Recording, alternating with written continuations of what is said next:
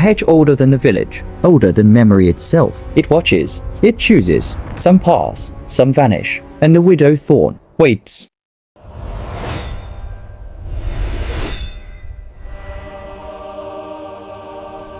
A strange wind swept across the village, carrying with it a sound that made the skin crawl. It was not the wind alone, nor the trees, but something sharper. Something that whispered in human tones, yet could not be understood. A shadow moved along the edge of the hedgerow, twisting and curling as if alive. The villagers froze, staring into the dim twilight, unsure what had just passed. Their hearts pounded, knowing that whatever came from the hedge would not wait for an invitation. Lighting split the sky far off, illuminating the dark, twisted shapes, and in that brief flash, the hedge seemed to reach. No one knew what it sought, but all who saw it remembered the feeling of being watched. Footsteps slowed along the muddy path, heavy with rain from earlier that day. A young farmer's hand shook as he clutched his coat tighter around him, unsure if he should run or stay. He remembered his mother's voice warning him never to go near the Widow Thorn. Yet something drew him forward, curiosity and dread wrapped in equal measure. He inhaled deeply, tasting the damp earth and the faint bitterness of the hedge. Every breath felt like a decision he could not take back. He wished for a companion, someone to share the fear, but he was alone, his shadow stretching long in the dying light. The path narrowed near the hedge, and the air thickened. He stopped, noticing a small branch quivering without wind. A single thorn dropped to the ground, black and sharp, almost as if it had fallen on purpose. His heart leapt. Was it a warning or an accident? He reached for it, and his fingers grazed its surface. A tiny prick drew a bead of blood. He flinched, realizing the hedge was not just trees, not just brambles. It was something more, something alive, patient, and waiting. The wind shifted suddenly. A crow called loudly, scattering across the open field. The young man stumbled over a hidden root, scraping his knee. Pain fled sharply, yet he could not focus on it. Something in the hedge responded to his misstep, leaves rustling with deliberate intent. The sound grew louder, like the whispering of many voices in one. He froze, holding his breath, hoping the hedge would not notice, but it did. He felt it lean closer, sensing fear, sensing life. And then he saw it, a figure behind the hedgerow, not fully visible, yet enough to make him realize he was not alone. The shape shifted and moved in impossible ways, branches bending, thorns pointing like fingers. He stepped back, his foot catching on the uneven earth, and stumbled against the hedge. A thorn scraped his coat, leaving a dark streak.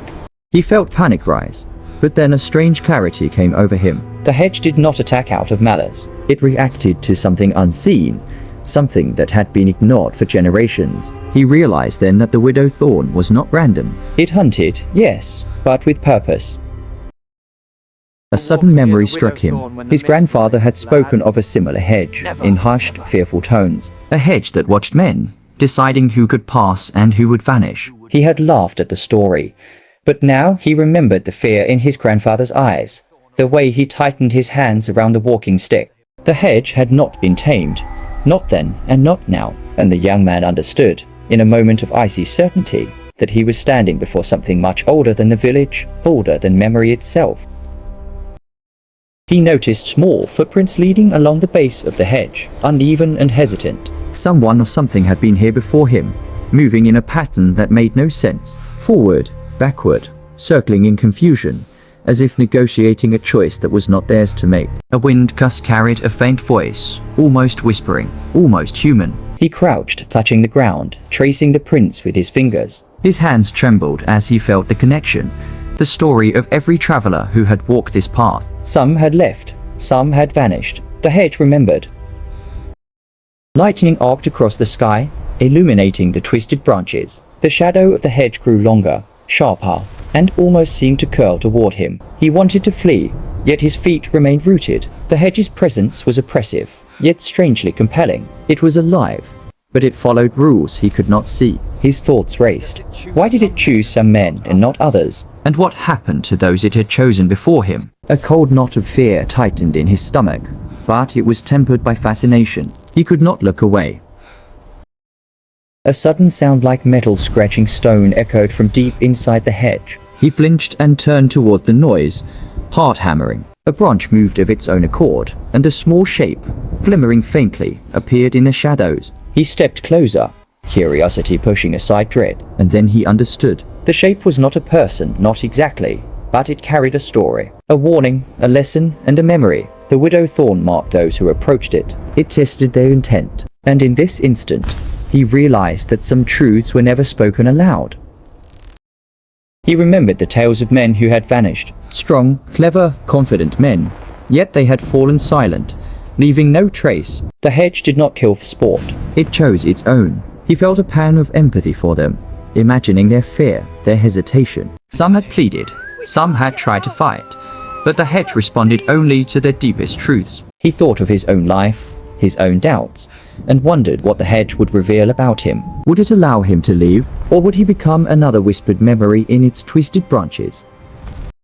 The sky darkened further, clouds pressing low. A soft rain began to fall, carrying the scent of earth and sharp green thorns. Each drop felt like a signal, the heartbeat of the hedge itself. He traced the wet ground, feeling the prints deepen with water. They seemed alive, as if the earth itself remembered every step. He hesitated. The hedge loomed like a sentinel, silent but watchful. And then, the truth struck him. The Widow Thorn did not hunt for cruelty. It hunted for reckoning. It sought those who ignored their paths, who turned from the truths they needed to face.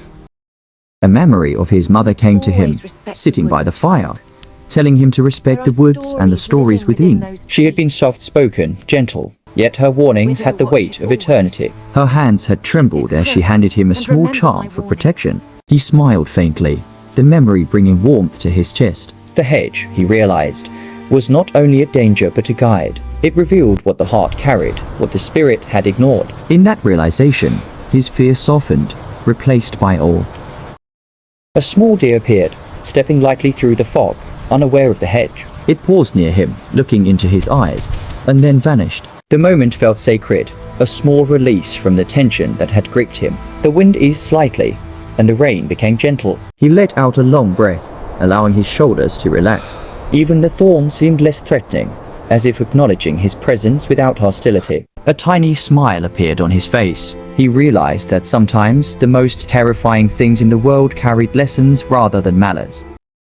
The horizon shifted as the sun began to pierce the storm clouds. A faint golden light illuminated the hedge's twisted branches. He approached carefully, feeling the energy in the air change. The hedge seemed to guide him, nudging him toward a small hollow at its center. There, embedded in the roots, he saw a carving, old and faded, almost erased by time. He knelt, tracing it with his fingers. Symbols of protection, signs of remembrance, stories of those who had faced the hedge and returned. A surge of understanding filled him. The Widow Thorn was not simply a predator. It was a keeper of history, a witness to human choices, fears, and courage. Lightning flickered one last time, illuminating a path beyond the hedge that led to open fields and distant hills. He followed it, careful not to disturb the earth or the branches. The hedge seemed to shrink back, allowing passage, as if granting him permission. Each step felt lighter, yet every heartbeat echoed in his chest. He understood that this was a test of will, empathy, and courage. Those who passed carried the hedge's story with them, while others were absorbed into its memory, becoming part of the legend. He paused at the edge of the field and looked back at the Widow Thorn, dark, ancient, and watchful across the horizon. For the first time, he felt gratitude, sensing the generations who had stood where he stood. As the sun broke through and lit the distant village, a gentle breeze carried the scent of wet earth and thorns, reminding him of what he had learned. He walked home carrying the story, the fear, and the lesson. Courage was not the absence of fear, but the choice to move forward even when shadows watched. Behind him, the Widow Thorn rustled softly, patient and eternal, waiting for the next traveler and weaving the next story into its living memory. A gentle wind stirred the leaves, whispering like a voice from long ago. The Widow Thorn stood twisting and watchful, waiting for the next traveler, its secrets visible only to those who dared to look. As he walked away and glanced back one last time, he knew the hedge was already weaving the story of the next generation. Patient and quietly vigilant, the Widow Thorn kept to pass the live teaching, testing, and reminding all who approached that some things are not meant to be tamed, only understood.